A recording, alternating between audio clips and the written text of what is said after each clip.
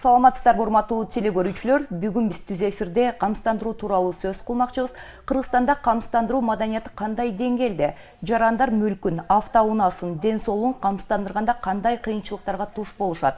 Бүгүн Талас жана Ысык Көл облусунда кырдаалды телекөпүрө байланыш аркылуу түз эфирде талкууламакчыбыз. Алгач УТРК Ысык Көлдөгү кесиптешибиз Салтанат Саркеева менен байланышты текшерип алсак. Саламатсызбы, кесиптеш? Биз угулуп жатабызбы? Саламатсыздарбы, кутман күнүңүздөр менен. Сиздердин сүйлөгөнүңүздөр угулуп атат. Алгач биздин студияга келген конок менен тааныштырып өтсөм, мамлекеттик камсыздандыруу уюмунун Талас облусундагы башчысы Бейшенбеков Турсунбек Бейшенбекович келген. Саламатсызбы, куш келипсиз.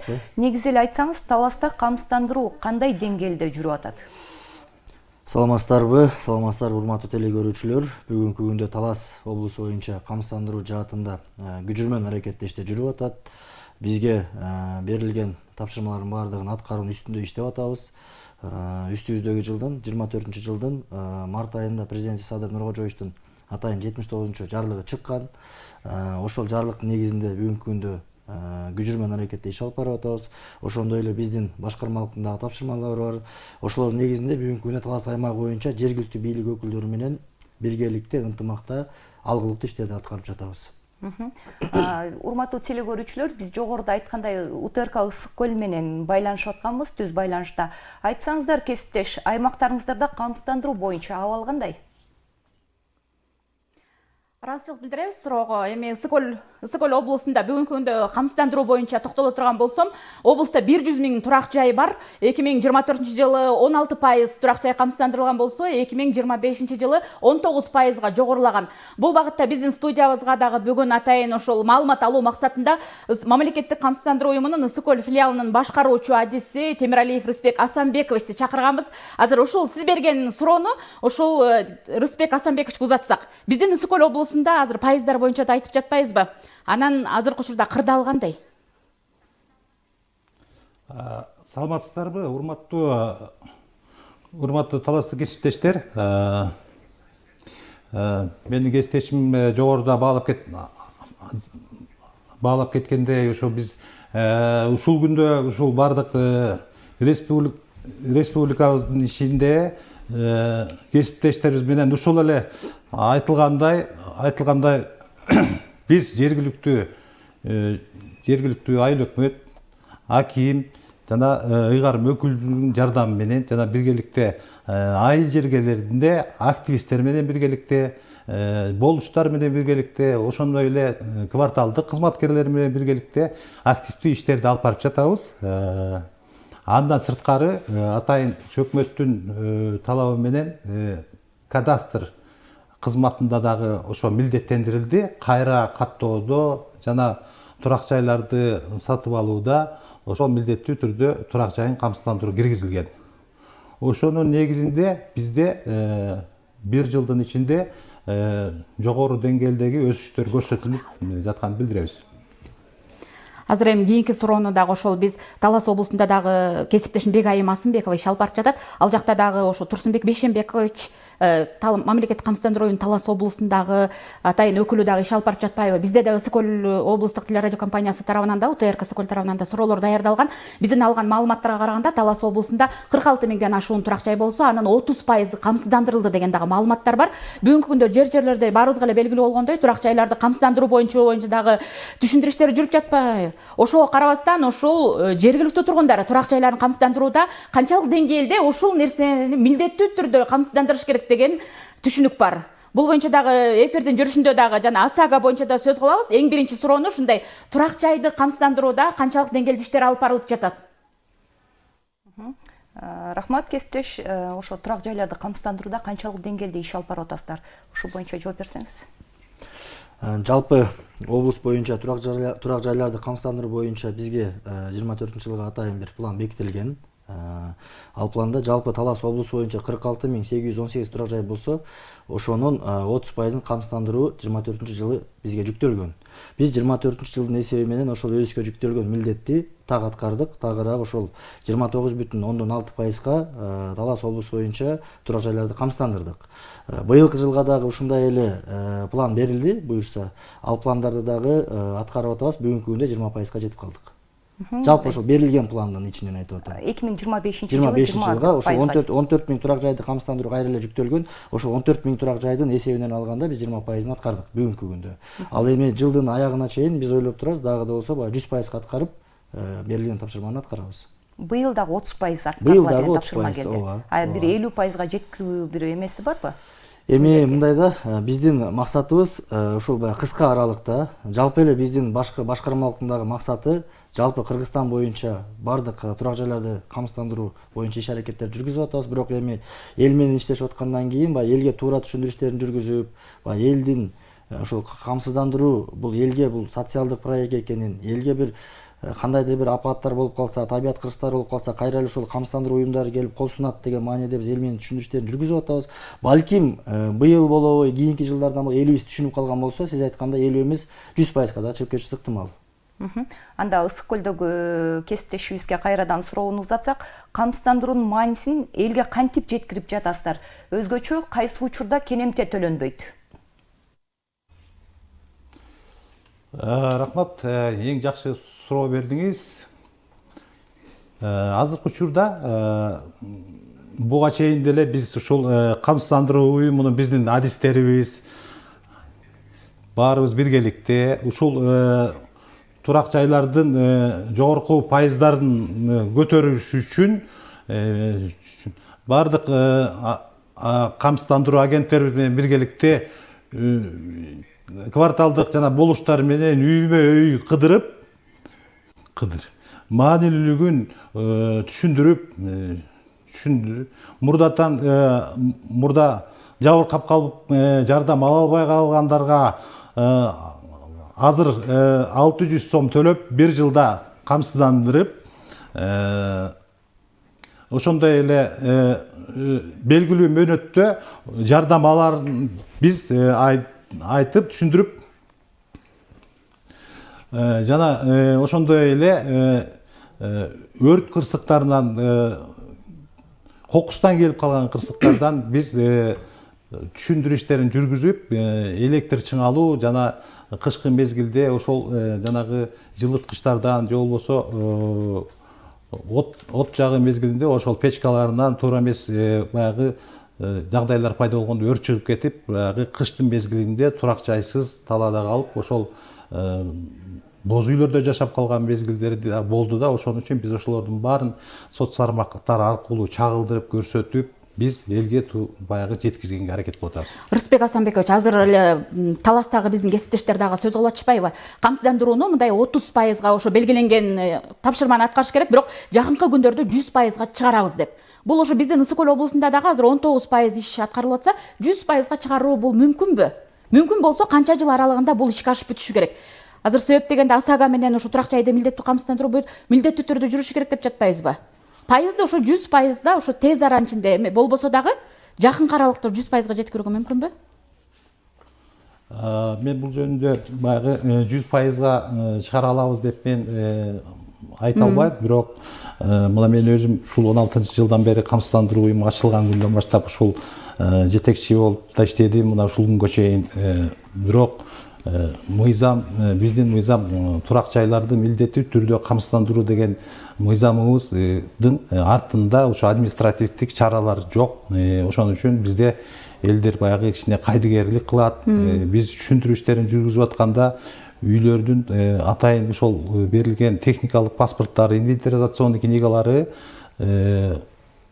туура эмес көрүнүп калат, же болбосо чиймеде жок болуп калат. Ошону кээ бири атасынын атында дагы эле өзүндө каттабай, ушундай көп бир себептери бар да. Ошо биз элге ошону туура түшүндүрүп, ошол кайдыгерликтен чыгарып, ошол ар бир жаран өзүнүн техникалык паспорттарын иреттеп, кадастр менен барып түздөп, ошол камсыздандыруу уюмуна келип бизден камсыздандырылып турса, бизде да ошол жабыркап калган кезде оңой төлөп ушул кенемте бергенге бизге жеңил болот эле да убакытса. Ошол камсыздандырып коюп, анан ошол кийин дагы бир үйлөрдү, кошумча үйлөрдү кошуп, ушундай бир чиймеге кирбей калып, ошондой мезгилдер көп келгенде биз да кысталып калып, кыйналып калабыз да.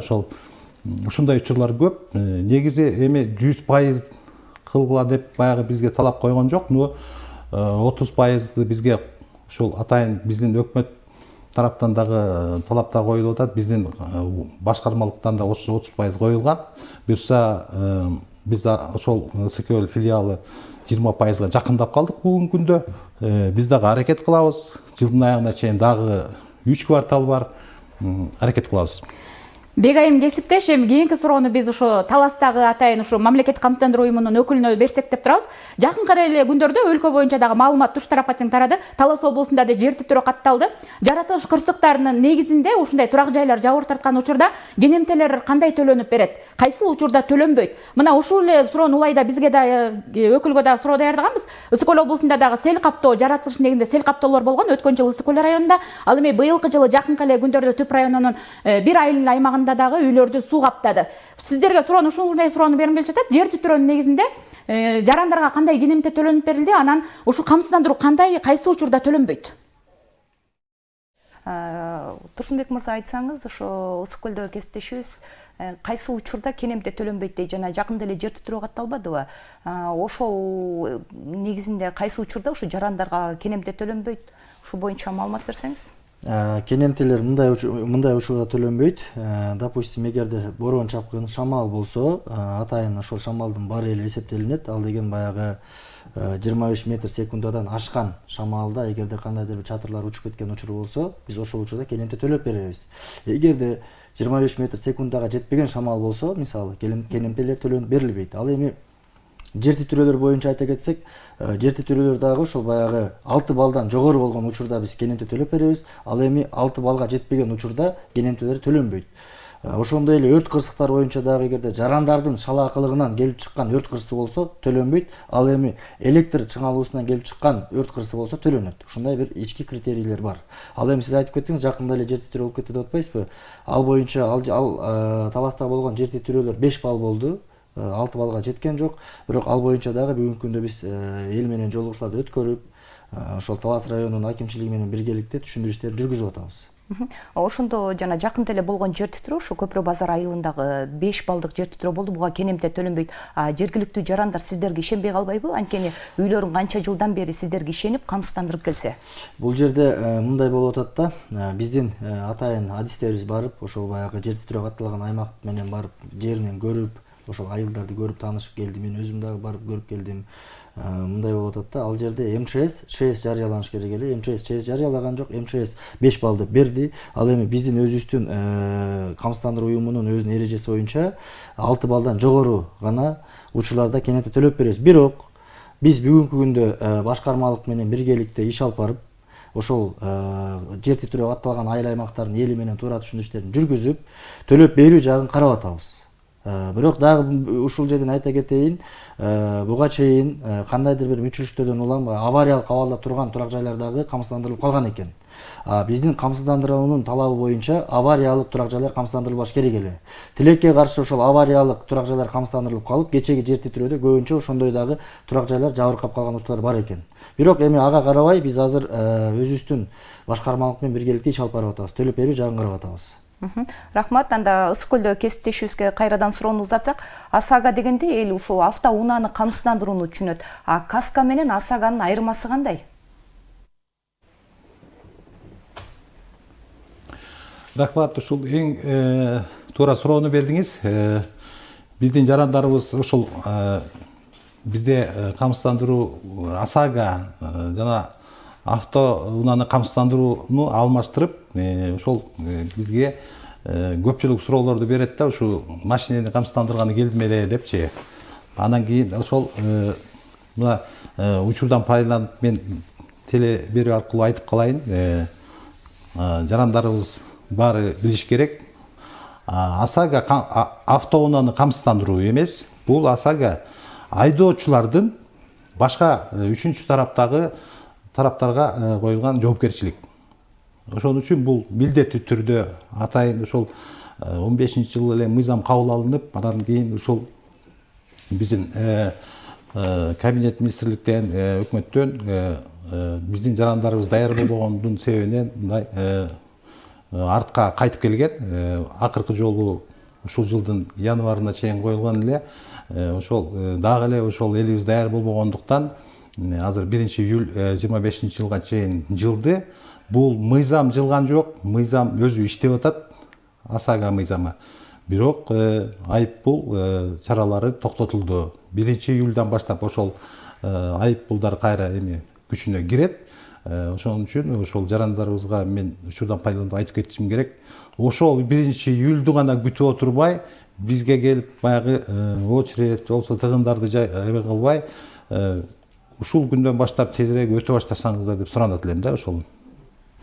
Темирбек Ырысбек Асанбекович, эми азыр айдоочунун жоопкерчилигин милдеттүү камсыздандыруу деп атабыз АСАГаны.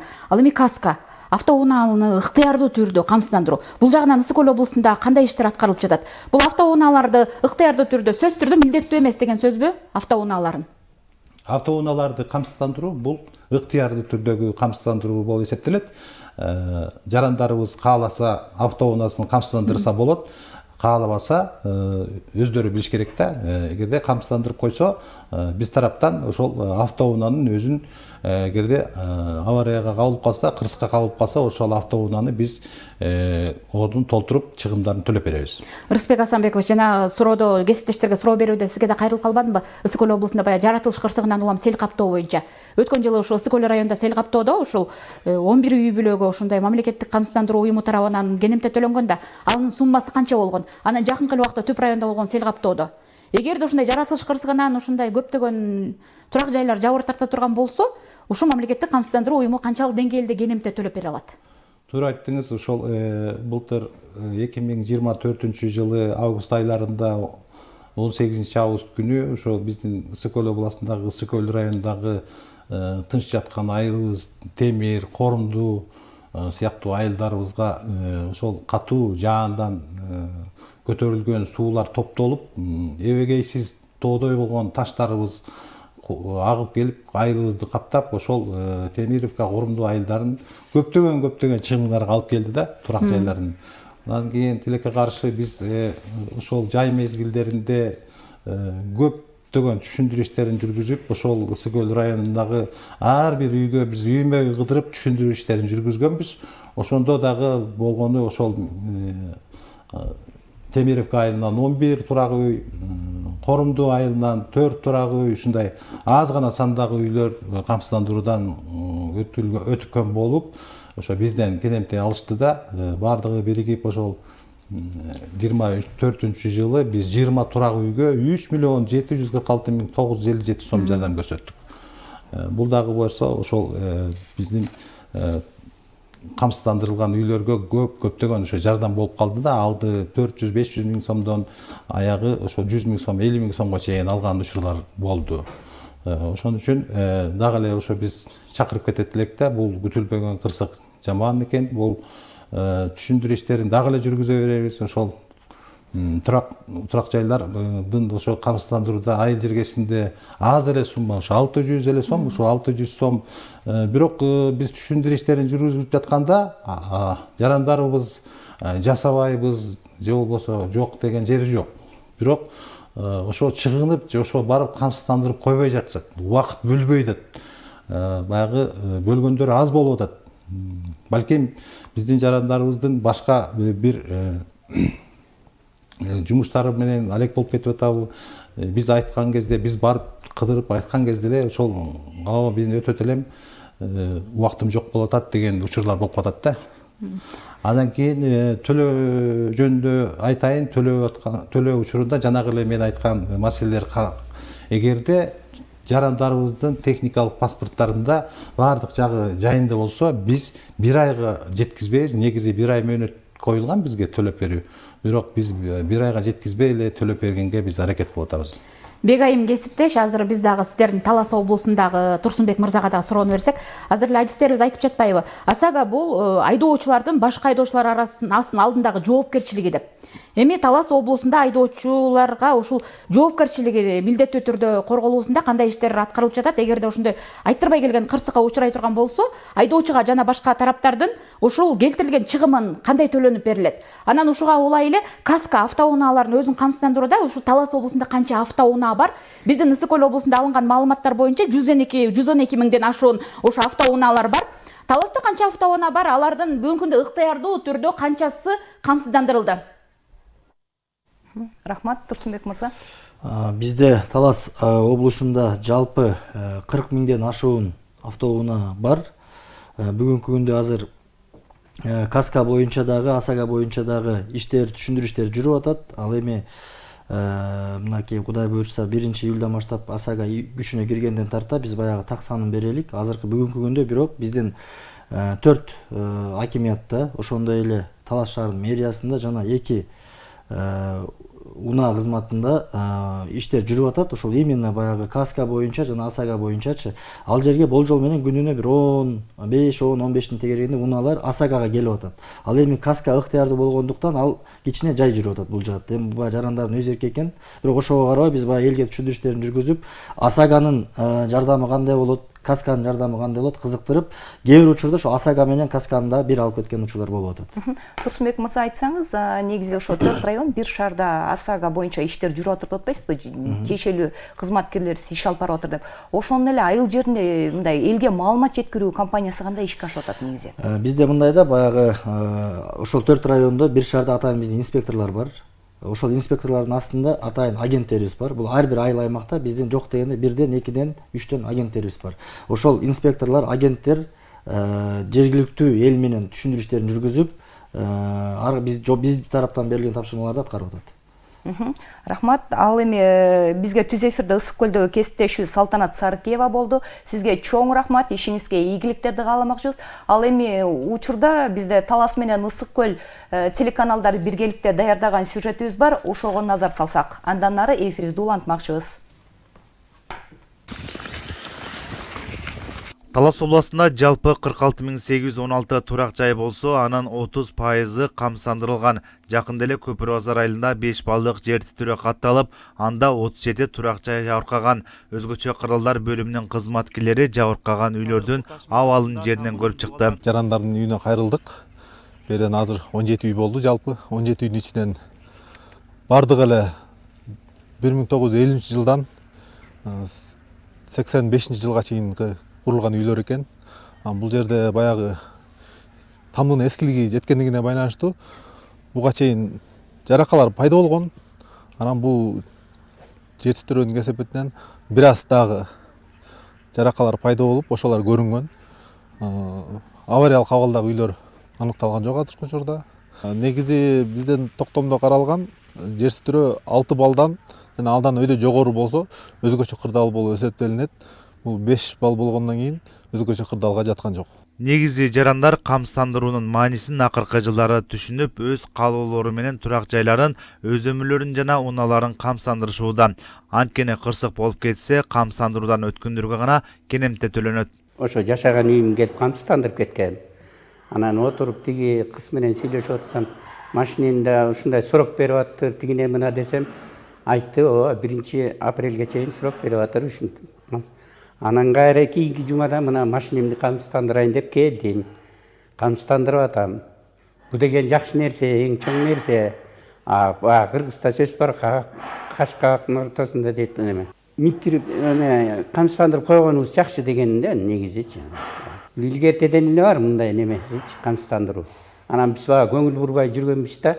Аларда Ысык көл областында турак жай менен унааларды камсыздандыруу уланууда. Облус боюнча жалпы 100 миңдей турак жай катталган. Алардын 15%га жакын эле камсыздандырылды. Мүлктүү камсыздандыруунун төлөмү айыл жергесинде 600 сом, ал эми шаар жергесинде 1200 сом. Компания тарабынан төлөнүп берилүүчү каражат 500 миң сом, шаарда 1 миллион сом. Белгилей кетсек, турак жайлар өрттөнүп кетсе, жер титирөө сыяктуу табигый кырсыктарга туш болсо төлөнөт. Авариялык абалдагы соттук талаштагы үйлөр, имараттар камсыздандырылбайт. Бул турак үй декабрь айында кыштын чилдесинде электр чыңалуусунан чыккан өрттүн кесепетинен толук күйүп кеткен. Тилекке каршы үй ээси тамын камсыздандырган эмес. Эми мамлекет тарабынан жабырлануучуга каражат төлөнбөйт. Кезинде чыгынып кепилдеп койбогонуна өкүнгөн үй бүлө эми өз күчү менен жаңы үй тургузганга аргасыз. Камсыздарман аябай өкүнүп атам. Жолдошум да мен 2 группадагы инвалид, бир балабыз бар, ал да мектепте окуйт, 8 класс. Ошол бир азыр кыйын эле болуп атат. Квартирага төлөп жашайт. 5 миң, айына 5 миңден төлөп атабыз. Ак Суу айылында үйлөрдү камсыздандыруу боюнча ыктыярчы топтор иш алып барат. Алар тарабынан да үймө кыдырылып элге маалымат берилген. Айтпай келген жоо жаман болуп атпайбы? Ошон үчүн өзүбүздү сакташ үчүн страховка кылып коюшубуз туура болот да. Жогорку деңгээлде түшүндүрүп чыктык. Эл азыр мындай эми мурункудай эмес, заманыбызга 21-кылым заманыбызга карата эл уже түшүнүп калган. Кандай кылып страховка кылыш керек экенин өздөрүн дагы, машинелерин дагы, үйлөрүн да кылганга баары аракет кылып атышат. Алар да жагдайды туура түшүнүп, өз учурунда камсыздандырып жаткандар да бар. Белгилей кетсек, Ак Суу району боюнча бүгүнкү күнгө чейин 263 турак үй камсыздандыруудан өткөн. Негизи ар бир жаран турак жайын жана өз өмүрүн, ошондой эле унаасын камсыздандырышы керек. Страховка кылганы эмне себеп? Потому что мондай несчастный случайлар болуп атпайбы көп. Анан мен больницада иштечүмүн, анан азыр 1 жыл уже пенсия чыгып кеттим. Айтышты, что страховка нужна деп. И ошондон бери эле страховать кылып атам, потому что азыр ишенич жок, жер титиремиш болуп атат, суу каптап атат. Ошого. Негизи ар бир жаран турак жайын жана өз өмүрүн, ошондой эле унаасын камсыздандырышы маанилүү. Анткени кырсык каш кабактын ортосунда демекчи, камсыздандырылган гана мүлккө кенемте төлөнөт.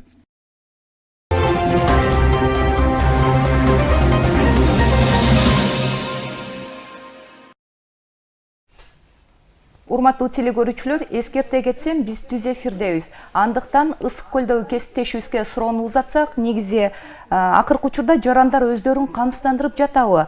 Эгерде камсыздандырса, канча күндөн кийин, Кудай сактасын энди кырсык болбосун. Кырсык болсо, канча күндөн кийин кенемтеси төлөнүп берилет? Рысбек мырза жогоруда суроо бергенде эле биздин Ысык көл облусунда чындыгында эле өзүн өзү камсыздандырган жарандар барбы? Рахмат, бул сурооңузга да мен жооп кылайын. Негизи эле өзүн өзү камсыздандыргандар аз.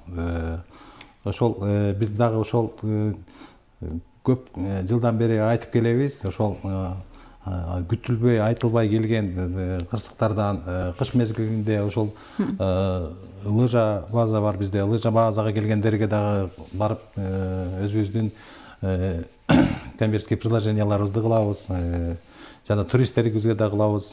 Бирок айрымдары ошол өздөрүн камсыздандырышат, бирок көп эмес, аз, негизи эле аз камсыздандырышат. Талас облусунда да ушундай суроону бергим келип жатат. Баягы мамлекеттик камсыздандыруу уюму тарабынан ушул жеңилдиктер биринчи, экинчи группадагы ушул ден соолугунун мүмкүнчүлүгү чектелгендерге берилет да.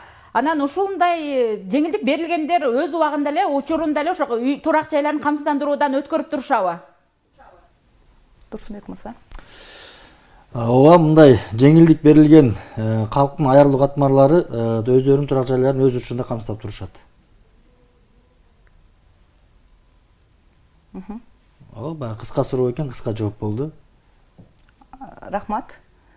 Ал эми Ысык көлдөгү кесиптешибиз Салтанат Сарыкеева болду. Сиздерге эркин микрофон берели. Ыраазычылык билдиребиз. Биз дагы ошол камсыздандыруу коопсуз келечектин эртеңки күнү деп жатпайбызбы? Анан Рысбек Асанбеков, сизге эркин микрофон берели. Ысык көл облусунун тургундарына да кайрылуу жасасаңыз болот. Мен кайрылып кетерин жарандарыбызга ушул АСАга боюнча өзгөчө ошол белгиленген күндү күтпөстөн 1 июлду карап күтпөй эле ошол убактарда келип очередь болуп бизге тыгын жаратпай ошону азыртадан келип өтүп кетсеңиздер суранат элек. Рысбек мырза, сизге да ыраазычылык билдирем. Убактыңызды бөлүп ошол студиябызга келип телемостко катышып бергениңиз үчүн. Бегайым кесиптеш, биз Ысык көл облусундагы мамлекеттик камсыздандыруу уюмунун Ысык көл облусундагы башкаруучу адиси Темиралиев Рысбек Асанбекович биздин студиябызда болду. Ыраазычылык билдирем, сөздү сизге берем. Рахмат, Салтанат, ишиңиздерге ийгилик. Ал эми Турсунбек мырза, айтсаңыз, жогоруда белгилеп кетпедиңизби? Негизи Көпүрө базар айылындагы жер титирөө ушу 5 балдык болуп, бул өзгөчө кырдаалга кирген жок депчи. Анан кийин ушу боюнча эле маселени көтөрсөк, ушу 6 балдык жер титирөөнү жанагы 50-жылдары салынган үйлөр көтөрө алабы? Негизи сиздер камсыздандырып жатканда бир ошо тамдын канчалык деңгээлде жарактуулугу боюнча мындай бир маалымат алып анан камсыздандырдыңыздар беле? Мындайда жеке турак жайларды камсыздандырып атканда негизи биз ошол турак жайдын абалы менен таанышып, ошол турак жайдын абалын көрүп, камсыздандырганга жатабы же жатпайбы ошону аныкташыбыз керек. Себеп дегенде кээ бир турак жайлар бар, сиз айткандай баягы илгери салынган үйлөр бар. Бирок кээ бир илгери салынган үйлөр болсо дагы бүгүнкү күндө абалы жакшы үйлөр дагы толтура. Ошондой эле жаракка кетип калган авариялык абалдагы дагы турак жайлар бар. Вот ошол авариялык турак жайларды биз камсыздандырбашыбыз керек. Тилекке каршы айрым учурларда авариялык турак жайларда камсыздандырылып калган учурлар бар экен.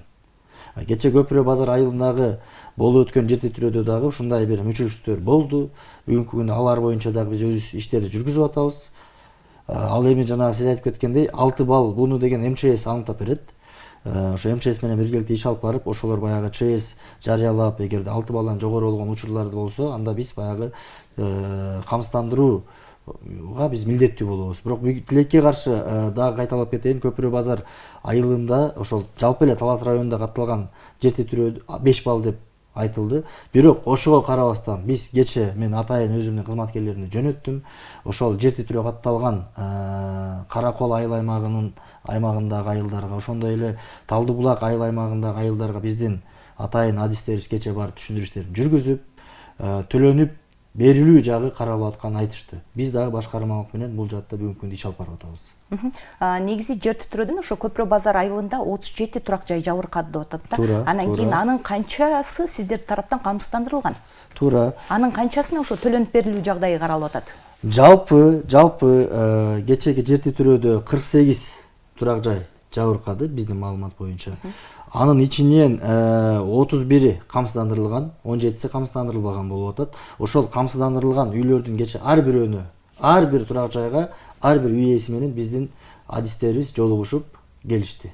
Бүгүнкү күндө ошол мен дагы кайталап коеюн, баягы кененте төлөнүп берилүү жагы каралып атат. Бирок мен төлөнүп берилет деп ишенимде айта албайм. Бүгүнкү күндө бирок биз карап атабыз. Ошол баягы өзүбүздүн мыйзамдарга туура келген болсо, биз анда төлөп берүү жагын ошол аракеттерди көрүп атабыз. Мен ошо суроо берейин да, ошо Көпүрө базардан чектебей элечи. Негизи эгерде бул камсыздандыруу кенемтеси төлөнүп берилбесе, ошо айыл тургундары тарабынан сиздерге бир нааразычылык жаралат деген ой болуп атабы?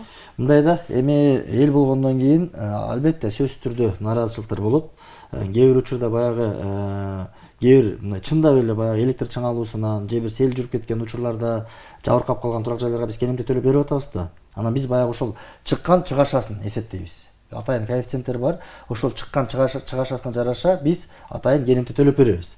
Мисалы ошол айыл жергелеринде кээ бир учурда 600 сомго камсыздандырып коюп, ошол баягы келтирилген чыгымын 50 миң, 100 миң, 150 миң, 200 миң сомдун тегерегинде кенемте төлөп берген учурларда ага дагы нааразы болгон жарандарыбыз бар да. Эми баягы элибиз дагы туура түшүнүшү керек. Баягы 600 сом менен камсыздандырып коюп, керек 20 миң сом жардам алса дагы бул чоң жардам болуп атпайбы? Ошондой кырсыкка кабылган учурдачы. Ал эми сиз айткандай нааразычылыктар болушу мүмкүн, бирок биз ошол элдердин турак жайларын камсыздандырып атканда өзүбүздүн эреже менен тааныштырабыз. Кандай учурда биз кенемте төлөп беребиз, кандай учурда биз кенемте төлөп бербейбиз деп. Элибиз дагы буну баягы туура түшүнүү менен кабыл алышы керек. Ал эми Көпүрө базар айыл аймагы боюнча азырынча бул вопрос ачык. Элдер кайрылып атат сиздерге? Элдер кайрылып атат. Бизгече барып дагы ошол түшүндүрүштөрүн жүргүзүп, бүгүнкү күндө биз алардыкын такыр төлөйбүз деп айта албайбыз. Себеп дегенде биз ошол төлөө жагын дагы карап атабыз. Ал эми урматтуу телекөрүүчүлөр, биз түз эфирде болгондуктан экран алдындагы WhatsApp номерлерге камсыздандыруу боюнча кандайдыр бир көйгөйлөр, маселелер, суроолор жаралса, биздин конокко суроолоруңуздарды берип жооп алсаңыздар болот. Турсунбек мырза, негизи жаз келип, ушу жаратылыш кырсыктары көп катталат эмеспи? Ошол эле ошо Көпүрө базар эмес, негизи эле ошо Талас облусундагы суу жана селдинби, ушундай жаратылыш кырсыктарын алдын алуу максатында ушу элдерге турак жайын, өз өмүрүн, ошол эле автоунаасын камсыздандыруу боюнча канчалык деңгээлде маалымат жетип атат?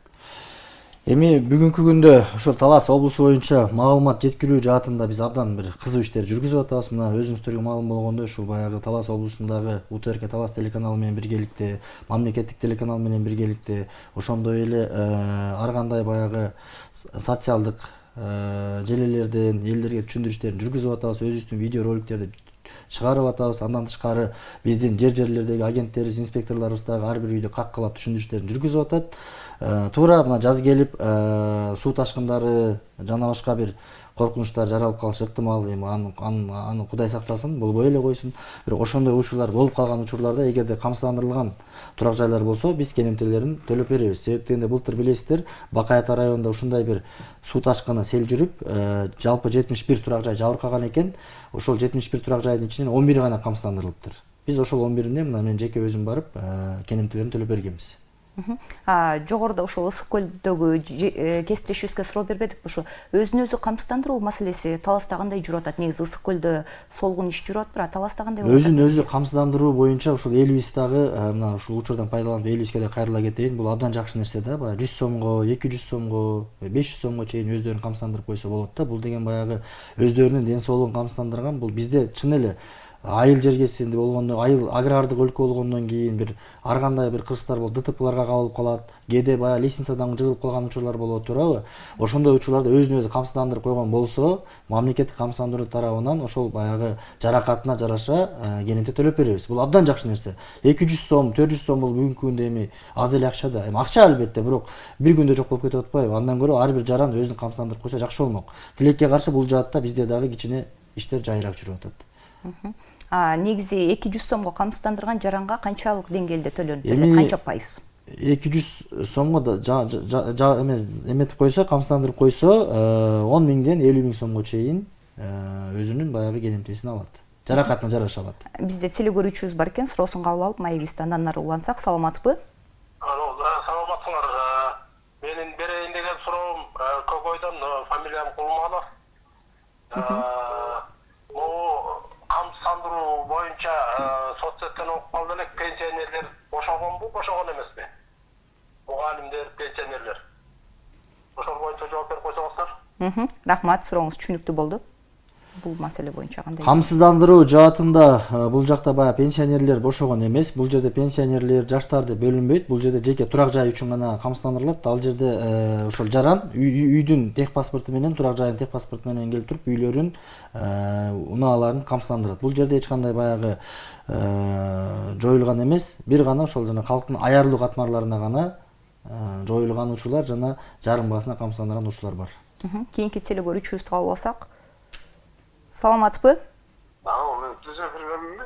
Түз эфирдесиз. Өзүңүздү тааныштырып, сурооңузду берсеңиз болот. Мен Ахматәлиев Замирбек, Талас шаарынын тургуну. Мен Талас шаарынын тургуну. Угуп атабыз, сурооңузду берсеңиз болот. Мына мен 3 жылдан бери тамды камсыздандырабыз да, 3 жылдан бери. Анан бир дагы жолу менин там 57-нчи жылкы негизи өзү. Анан 57-нчи жыл койгондон кийин келип эч кимде эле текшерген жок, жыл сайын жаңыртып коем анан. Жана айтып атпайбы, тиги жылдары болсо комиссия менен текшерет деп. Эми болбосун да, тынччылык болсун бирок баардыгын текшерип кетиш керек. Мен каршы эмесмин камсыздандырууга, бирок комиссия болуп текшерген эмес үйдү. 52-нчи жылкы мен бам. Чоң рахмат. Сурооңуз түшүнүктүү болду. Ушуга жооп берсеңиз. Абдан бул урматтуу көрөрман абдан туура суроо берди. Бүгүнкү күндө чын эле баягы ошондой мүчөлүктөр бар. Бул жерде комиссия эмес, биздин ошол инспекторлорубуз, агенттерибиз гана барып үйдүн абалы менен таанышып, анан камсыздандырышы керек.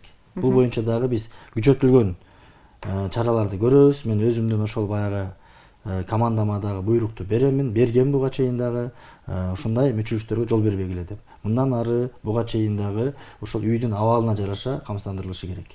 Көрүп туруп. Камсыздандыруунун негизи үйдүн абалын биринчи көрүп туруп, анан кийин камсыздандырыш керек. Албетте, себеп дегенде үйдү көрбөйүн камсыздандырып койсок, ал авариялык турак жай болуп калса, анан эртең баягы сиз айткандай бир 2 балл, эми болбой эле койсун, же 3 балл болгон жер титирөөгө туруштук бербей кулап калды дейли. Анан ал жарандан нааразычылык жаралат. Ал жарандын бир жарандын ошондой мүчөлүктүгүнөн улам бир айылдын элине баягы камсыздандыруу боюнча туура эмес пикирлер кетип калат да. Ошондуктан үйдүн абалын көрүп туруп камсыздандырган бул эң туура нерсе. Кийинки теле көрүүчүнүн суроосун кабыл алсак. Саламатсызбы? Сурооңузду берсеңиз болот. Передача жөнүндө суроом бар эле, ошону кандай берсем болот? Бере бериңиз, угуп атабыз сурооңузду. Мен кече барып камсыздандырайын деп баргамда, анан бир 200 отуруптур. Анан менин суроом өтөп атат. Булар кандай? же комиссия жок, бир эксперти жок, тамдын акыбалын көрүп туранын камсыздаш керек да, же мындай туруп туруп ала береби? Мен эмне кылмак да. Келип мына тамдын состояниесин көрсө болот эле, жана туура айтып турса да, кээрлер кулап кала турган эле барып камсыздан турабы, же мына состояниесин көрүп турган камсыздан турса болот эле да. Аны эч нерсесин көрбөй эле төлөп туруп эле камсызда туруп коюп атат, ал туурабы туура эмеспесин билейин дегем да. Чоң рахмат, сурооңуз түшүнүктүү болду. Эми мындайда бул баягы туура эмес деп айта албайм. Кээ бир учурда бар андай жарандар дагы өздөрүнүн тех паспорттарын алып келип, баягы сөзү менен ишендирип, үйүбүздүн абалы жакшы деп, анан өздөрүнүн баягы мобилдик телефондорунан сүрөттөрүн тартып келген учурлар дагы бар. Бирок мен бул жараныбыздын да суроосу туура. Мен мынакей бүгүн дагы ушул эфирден кийин өзүмдүн командама тапшырмаларды берем. Үйдүн абалы менен таанышып туруп камсыздандырган бул жакшы нерсе. Кийинки күндө биздин дагы артыбыздан сөз ээрчибейт. Кийинки телегөрүүчүнү кабыл алсак. Саламатсызбы? Саламатсызбы? Саламатчылык. Сурооңузду берсеңиз болот. Саламатчылык. Мен бул Шанхай жак тарапта турам, Таласта.